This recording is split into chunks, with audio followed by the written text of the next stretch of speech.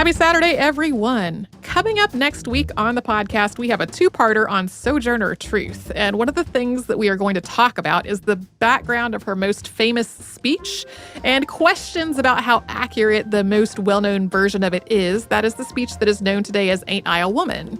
And along the way in that two-parter, we mentioned parallels to a similarly famous speech attributed to Chief Seattle. And we talked about that back in March of 2013 in one of the very first episodes that the two of us did together on the show. So this seems like a good time to revisit it. Also, this is a really great example of how much we have learned and how much we have forgotten since we started working on this show. Like, for example, we talk about a cooking technique of using heated rocks inside baskets, and that came up again in Unearthed in July 2017. And by that point, it sounds as though we've never heard of such a thing. Well, by the time my brain pushed it out, it's like I never heard of it, so it's fine. Me too. So enjoy. Welcome to Stuff You Missed in History Class from HowStuffWorks.com.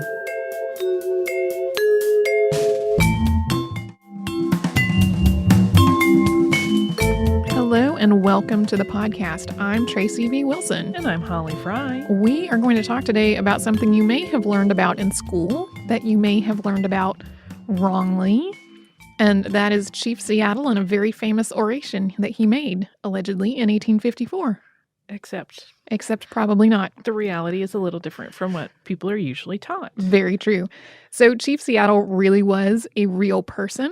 He was chief of the Suquamish and other related tribes around the area now known as Seattle through the mid-1800s when settlers were moving into the area. And what many people remember him for, in addition to the city of Seattle being named after him, is a speech that he gave, although many versions of the speech that circulate are absolutely not by him at all. We will talk a little bit more about that in just a bit.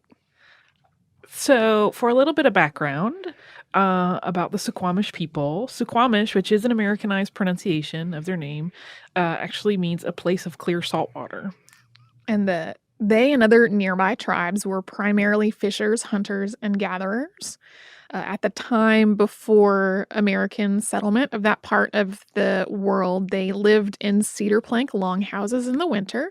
And then in the rest of the year, they would travel around using dugout cedar canoes and stay in temporary camps that were made of structures made from tree saplings that were covered with mats made of woven cattail. And they also were really well known for making these hard, watertight baskets from coiled cedar roots. And they could actually use these baskets for cooking. They would heat rocks up in the fire and drop them into liquid-filled baskets to create a very heated water source. Yes. Which they could then drop other things into and cook them. Yes. This is a tribe that still exists today. It has about 950 members, and about half of those members live on a reservation up in the Pacific Northwest. The most notable famous person from this tribe is Chief Seattle, and that also is an Americanized pronunciation. Like many non-English names, it includes characters and phonemes that don't exist in English. An approximation of the actual pronunciation of it is Seat, and we don't really end words with t in that way. And so it sort of gradually became softened to Seattle. According to the Suquamish Foundation, the tribe doesn't really object to him being called Seattle, although he did himself have some misgivings about the city being named for him at various points in his life. He's sort of worried that because of the importance of names in his culture, that having people repeatedly use his name in a context that was not about him in kind of a casual, possibly dismissive way, might cause problems after he was gone. But before his death, reportedly, he had come to think of it as a mark of honor. Now, we don't know a whole lot about Seattle's early years because he doesn't really appear in the historical record until he's an adult. Right. There are a few official and tribal records from various points in his life. A lot of the earliest part, you have really a lot of different sources that contradict each other. Even when you look at tribal sources, some of them contradict each other. By his own account, he was born on Blake Island in central Puget Sound, and his mother was named Sholitza. She was a Duwamish woman from Green River, and his father was Shwiabe from the Suquamish village in Agate Pass. So he had a mother who was Duwamish and a father who was Suquamish, and so his bloodline sort of united those two tribes. When he was born, it was a time when huge amounts of illness were spreading through the Native American population. About 30% of the population in that area died within 80 years after first contact with the white settlers because of introduced diseases. And by Seattle's own account, he witnessed the first contact between the Pacific Northwest and settlers when George Vancouver reached Bainbridge Island in 1792 in the HMS Discovery. Yes. Seattle had two important events that led to his becoming chief. The first was that he went on a vision quest for spirit power as a youth, and he received Thunderbird power. Thunder and lightning had a really strong spiritual significance, and thunder power was said to give a person power as a warrior and a speaker. There are accounts of Seattle saying that he had a great booming voice, and that if he yelled at you, the ground would physically tremble, and that when he gave speeches, he could be heard like half a mile away. Like there was a lot tied to him, this idea of voice and speech and very powerful speech.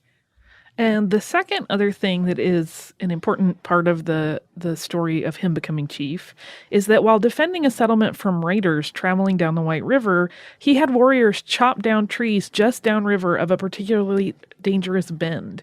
And the incoming raiders' canoes crashed and they couldn't get through. So their riders were spilled into the water.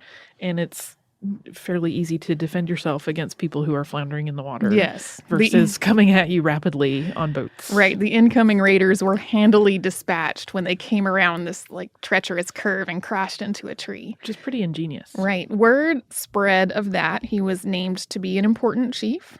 And he became known in his leadership as an intelligent and formidable leader.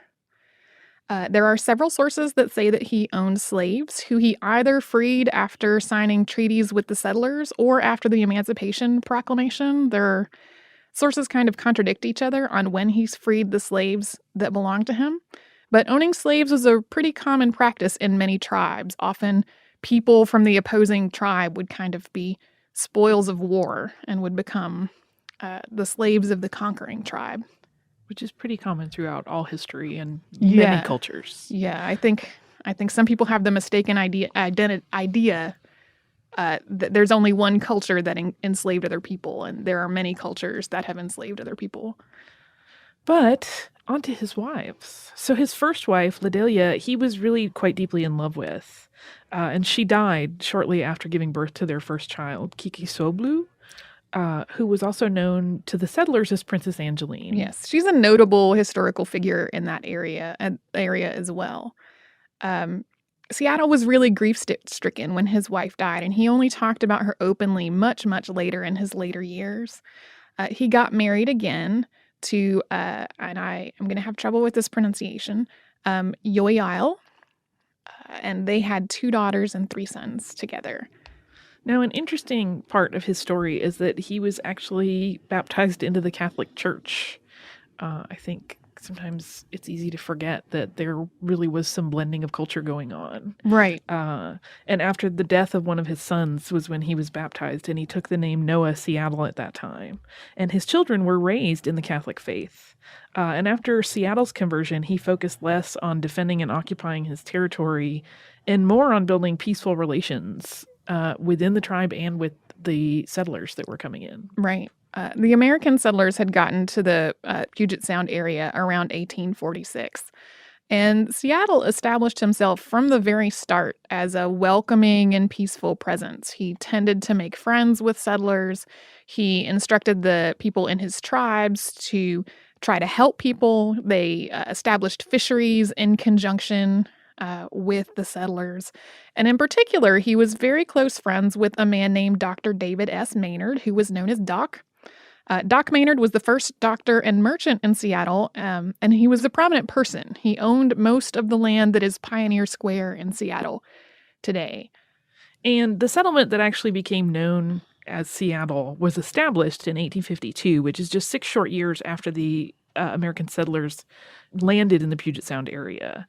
So In March of 1853, Washington was separated out from the Oregon Territory, and in October, Governor Isaac Stevens, who was 35 at the time, arrived in Olympia, the capital of Washington. In addition to being governor of the territory, he was also the commissioner of Indian Affairs. Yes, and one of his jobs as the governor and as the commissioner for Indian Affairs was to secure land for the Transcontinental Railroad. And that was going to require the local tribes to cede their land to him. So it's in this context that Seattle has met Stevens for the first time, and Stephen wants to secure the land, that Chief Seattle reportedly gave a speech. Allegedly, this was delivered to Stevens or in the presence of him on the steps of Doc Maynard's office after he was introduced to Stevens and heard that Stevens wanted to get the local land from the native population. According to what has been reported, this happened on Stevens' first visit into the town, but that's a little hard to concretely verify because we only have a few situations in the history of the area when we know that Seattle and Stevens were in the same place at the same time.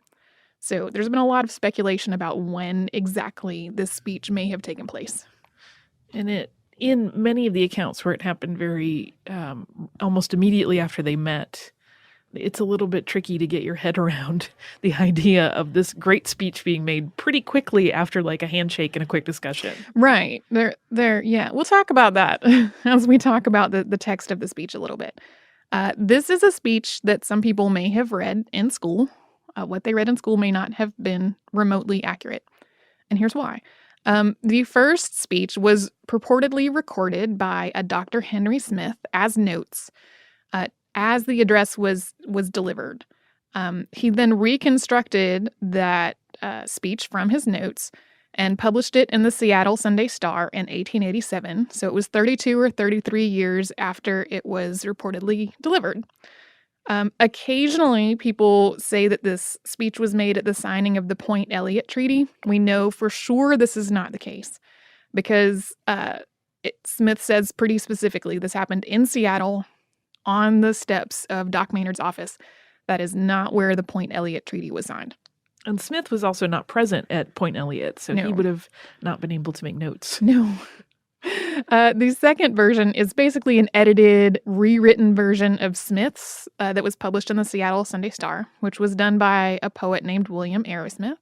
This is the same content, but the grammar and structure are different. So it's sort of like updating the Victorian English record to be a little bit more modernized in its tone and voice.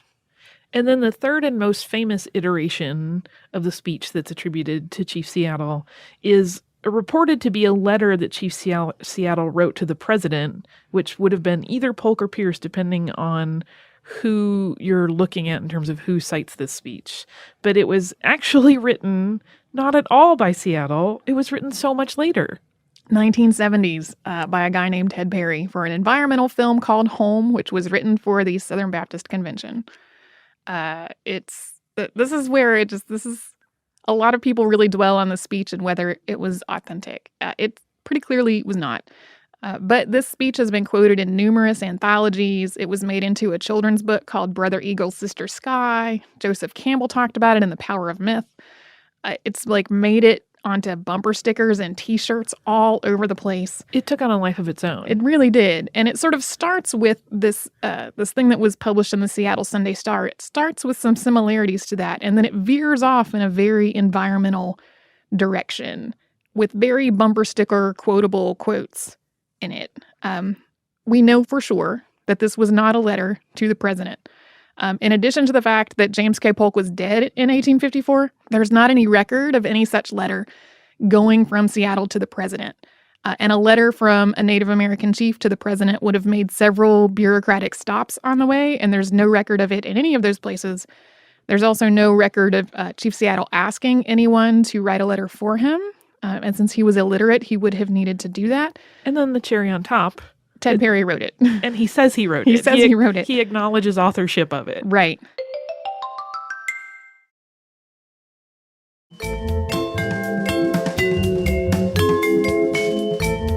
So I'm going to take a minute and just sort of read a little snippet of the Seattle Sunday Star version and the Ted Perry version. And there's a twofold purpose here. One is to give you an idea of the tone of the speech that was allegedly given originally, and the other is to give you an idea of how completely different from that the Ted Perry version is. And we're going to talk a little bit more about the Sunday Star version in a minute. So this is a snippet from the Seattle Sunday Star version. Chief Seattle says, "Your God is not our God.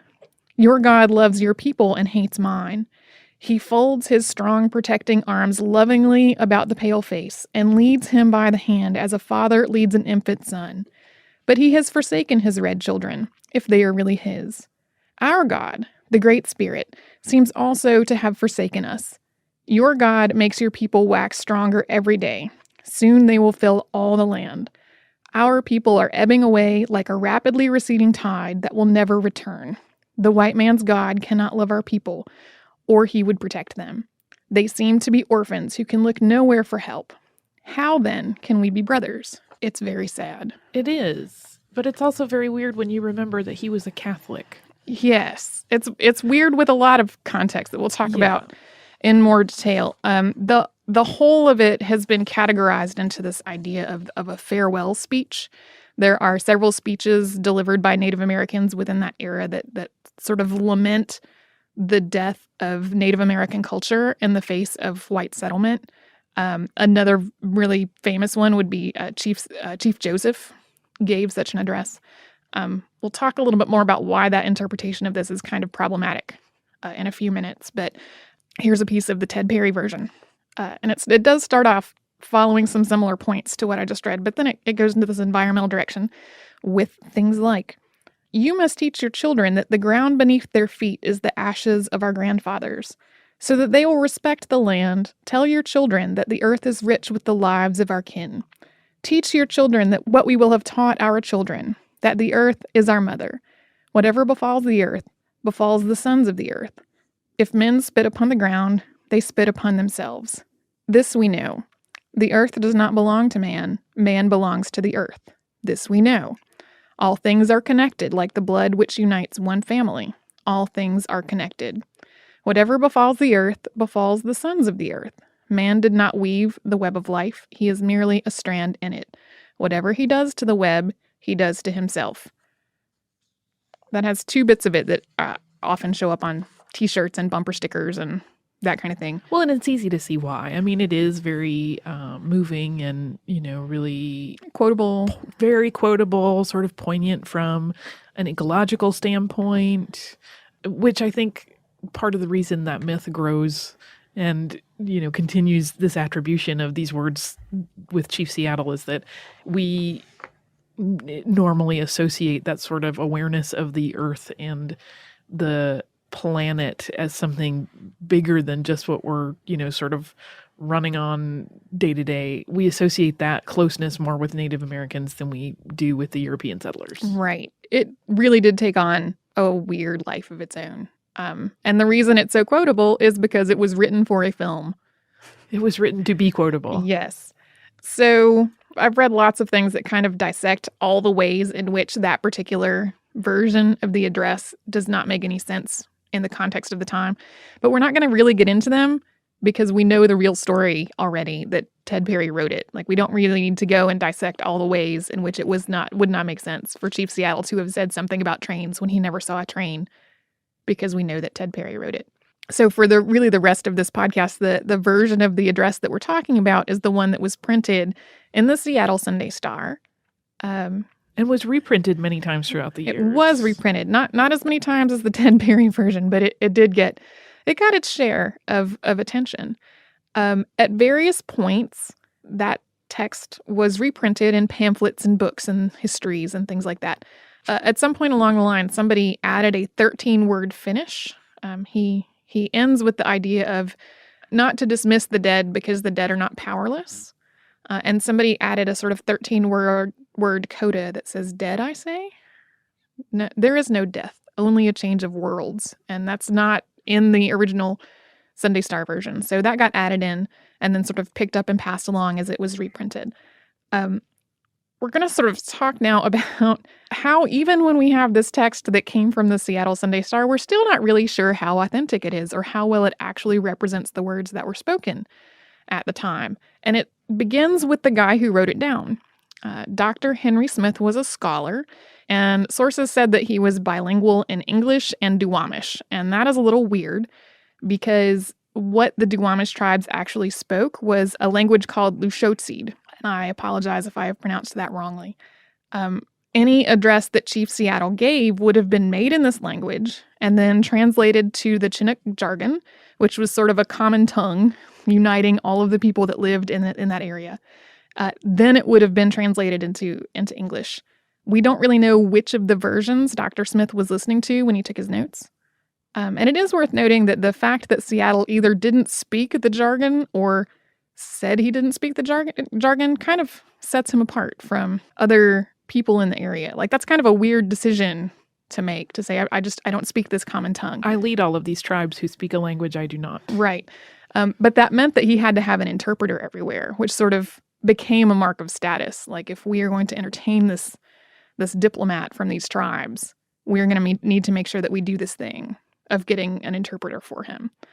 So we don't really know which of these three versions that were probably being delivered was the one that Dr. Smith took his notes from. And we do know, I mean, he is a fairly reliable figure in that he was a superintendent of local schools. He was a member of the legislature. So it's not like he was just a self-proclaimed scholar who swooped in and claimed to understand these things. He really was pretty ingrained in the area. He wasn't just someone claiming to be knowledgeable about these things. He was an established part of the community. Right. The place where it gets a little weird, though, is that the column in the Sunday Star where he published this speech, in addition to it being 32 or 33 years after the fact, was part of an 11-part series that was celebrating the pioneers of Seattle. It was, as we often see generational divides happening, there was this generational divide happening between the people known as the Old Seattle, which were the pioneers that had settled the area and established the city, and New Seattle, which was the young entrepreneurs who were gradually taking those people's places in society.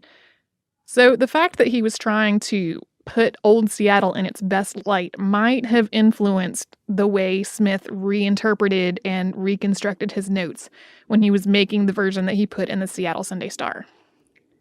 And even his description of Seattle at the address kind of exemplifies this.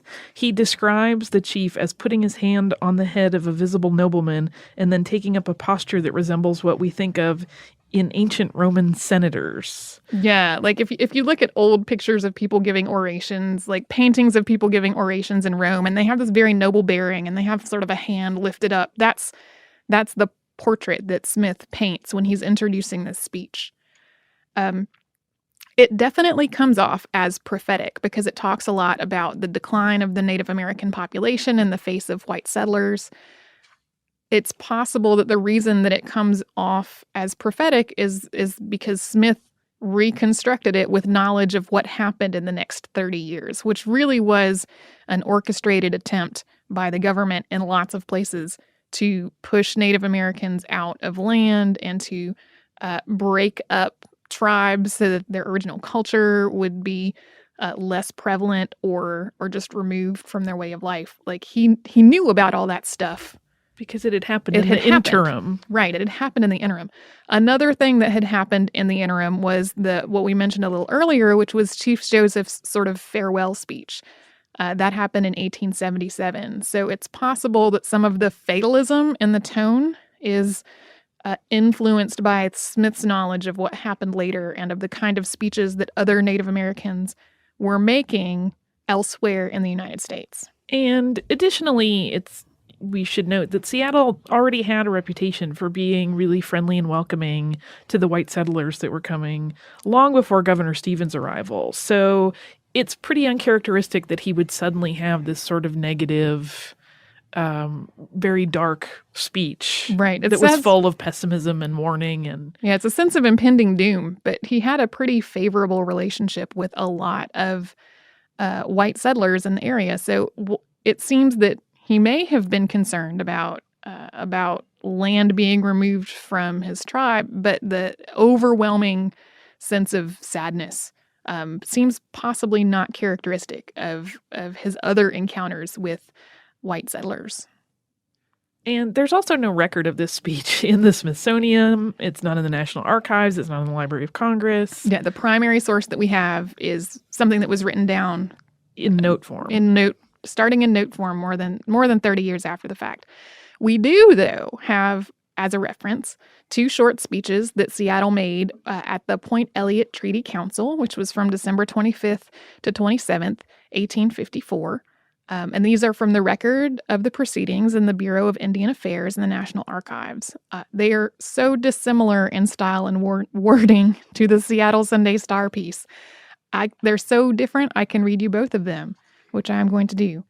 The first is, I look upon you as my father. I and the rest regard you as such. All of the Indians have the same good feeling toward you, and will send it in paper to the Great Father. All of the men, old men, women, and children rejoice that he has sent you to take care of them. My mind is like yours. I don't want to say more. My heart is very good towards Dr. Maynard. I want always to get medicine from him. That's thing one. The other is presumably after the treaty was signed. And he says, now by this we make friends and put away all bad feelings if ever we had any. We are the friends of the Americans. All the Indians are of the same mind. We look upon you as our father. We will never change our minds, but since you have been to see us, we will always be the same. Now do you send this paper?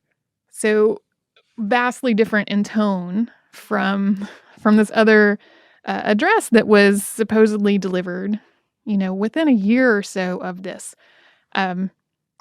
We could get into things that are kind of trouble, like the deferential tone that people might think is troubling in this particular set of addresses, but I more am interested in looking at how that sounds so much different from this thing that was allegedly delivered on Doc Maynard's office steps. Yes, and several people that were supposedly there had no memory of such an address that was that long or impassioned. A local interpreter by the name of B.F. Shaw was there. He didn't remember it.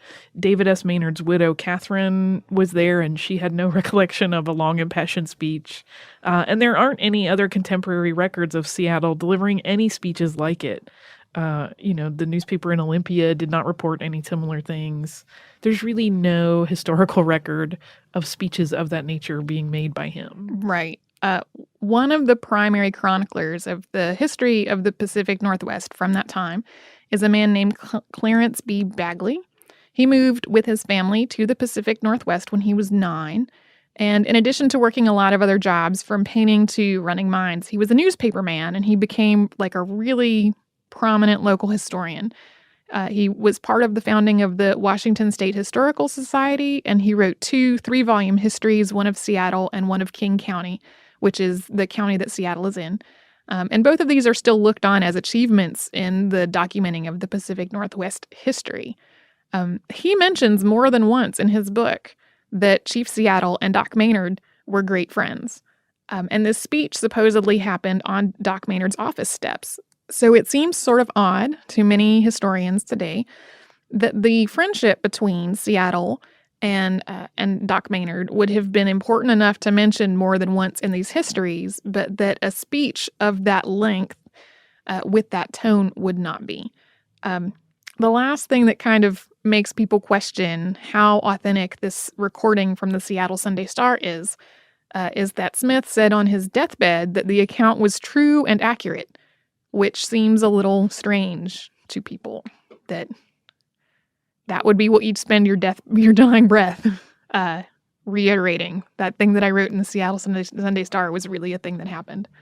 Yes, especially since there's really no corroborating evidence for it. Right.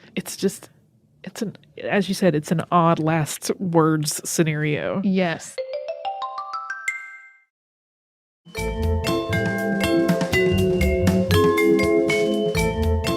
The general consensus, I mean, there's a surprising, maybe not surprising, there's a fair amount of debate about lots of aspects of this speech, and the general consensus is probably there was an address of some sort probably that happened when Chief Seattle was introduced to Governor Stevens. But that probably what we have today as a record of it is not 100% what actually was said. It's not quite feasible for something to be reconstructed from notes 30 years after the fact to be 100% accurate to what had happened at the time. Well, and it's also important to take into account that we were still early on in our relationship, in terms of Native Americans and the settlers and pioneers coming in. That relationship was still very early. It was. So the linguistic development between them, like learning each other's languages, was probably, still in its infancy in many ways. So there were probably lots of nuances of language that were not clear to each side. So in terms of interpretation, there's some gray area. Right. It continues to be an important address. I think its importance, some of it has to do with this whole backstory of understanding better the context in which it may have happened and the relationships among the people involved. And a lot of that leads into the legacy of Chief Seattle and of this speech. He had a pretty welcoming attitude toward settlers for his entire life, really, and especially his time as chief. And this didn't really make him popular with all of the rest of the Native American population, especially when he signed the Point Elliott Treaty in 1855. That treaty relinquished all of the tribal claims to most of the land in the area. What was supposed to happen was that the tribes would get access to hunting and fishing grounds, health care, education, and a reservation in exchange for doing all of that. That is, as we all know, not really what happened. And it took 3 years for the treaty to be ratified. And by the time it was ratified, it was very different from what people had originally agreed to. So there was a whole lot of unrest among the Native American people. It's pretty telling when you look at historical accounts. A lot of the most mainstream ones talk about how Seattle was always a friend to the settlers, and he signed this treaty out of friendship. When you look at tribal records, the tone is more that he was afraid of a military conflict, that he knew that there was no way to win. So it's something that you can definitely look at from multiple angles, thinking about the relationships between these two people, which from this point was definitely not as positive as it had been in the very earliest days of the founding of Seattle. Well, and the Native Americans did accuse Seattle of duplicity, and it really led to a lot of ongoing problems, especially because of how the treaty actually played out once it was in effect.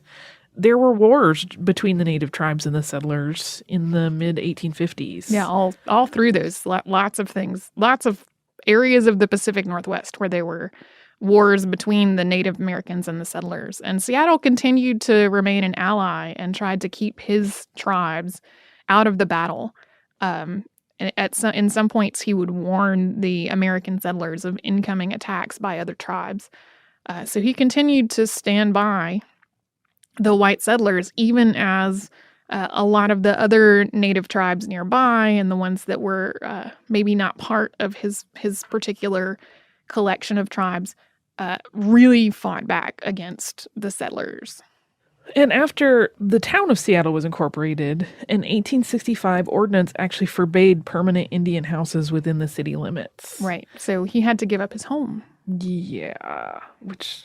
Yeah, they had already, troubling. Already figuratively, there had been of giving up of the homeland, and then he literally had to move out of the city. He moved to the Port Madison Suquamish Reservation, and he died there after a brief illness in June of 1866 at about the age of 80. Since we're not completely sure exactly when he was born, that's an estimate. We know that his funeral involved both Catholic and Native rites, but there wasn't a record of it in the newspapers of the time. Not really involved in any of the records of the local white settlers. To our knowledge, no leaders who had known him and who had helped found the city with his assistance attended his funeral. So by the point of his death, he was not well known in the area anymore, at least among the settlers. The Seattle Weekly Intelligencer printed an article about his funeral in 1870, so it was some years after it happened. And then the Seattle Sunday Star with his speech came out in 1887. He started to become a folk hero at that point, and the Ted Perry speech from the 70s made him into more of a household name. And some history-minded people put up a marker in 1890 that read, Seattle, chief of the Suquamish and allied tribes, died June 7th, 1866. From friend of the whites, and for him the city of Seattle was named by its founders. The reverse side reads, baptismal name Noah Selth, age probably 80 years. So there is a marker, but it didn't go up for... It didn't go up until some people decided that there should be one. It was sort of marked with a rough... 24 years later. Yes, it was roughly marked before that point. The Suquamish tribe opened a museum in Seattle in September of 2012, which is about the tribe's history and culture. Chief Seattle does play a small part in the overall museum, but he's not the center focus of it. The Seattle Times quotes the museum director as saying, I think the tribe is consciously trying to move away from Chief Seattle being the beginning, middle, and end of the tribe. It's in no way a reflection of less esteem or less respect. It was not there yet the last time I was in Seattle. Nope. Now I want to go. Either. It's quite recent. So, yeah, I want to go too. Yeah. It's so interesting to see how... history treats him. Right. In terms of him having at once been, I know for me growing up in the 70s, in just outside of Seattle, there was lots of Chief Seattle talk. So it's very interesting now to know that in the museum, at least, his role is played down a little bit. Right. Well, and I can imagine it being, since the city was named after him, growing up in that area, growing up in the Pacific Northwest, I think the people's exposure to Chief Seattle and who he was and what his legacy was and what the Native Americans in the area are like is probably vastly different from much of the rest of the United States. I would imagine, yes. Yes. Having not grown up in the rest of the United States to compare, I do not know. Well, and I did. I would guess. I love Seattle. I think it's an awesome, beautiful part of the world. And I am glad that we have the records that we do have of what the settlement there was like. It is, as many parts of American history are when it comes to the relationship between settlers and Native Americans, is very distressing, especially when you consider that after the time period that we've talked about, there were some pretty orchestrated efforts by the government to try to basically breed out, in quotes, Native Americans. There was sending Native American children to boarding schools so that they wouldn't be exposed to their native culture, that type of thing. So the fact that the Suquamish tribe has been able to survive in the face of all that is noted as an achievement, that there are still 950 members after all of that. Indeed. I feel like we're ending on a sad note. I know. I'm trying to think of a way to make it happy, but there's a new museum. There is a new museum, and the pictures of it look beautiful. Yeah, gorgeous. They look really beautiful and like a really wonderful place to go and learn more about cultural history of that part. Anytime you travel in the Pacific Northwest, the Native American influence is just so visible in a lot of places. And so being able to see where that all comes from, instead of it just being sort of the facade stuck on the building, I think is a wonderful thing to be able to do. Yes. Maybe we should have a pilgrimage. Let's have a history field trip. We can visit my brother. I also have a brother and a sister there, Yay. so we're covered. Yes.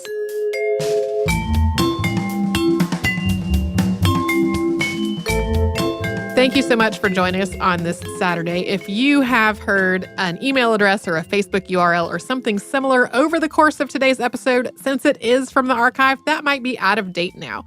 You can email us at historypodcast@howstuffworks.com, and you can find us all over social media at Missed in History.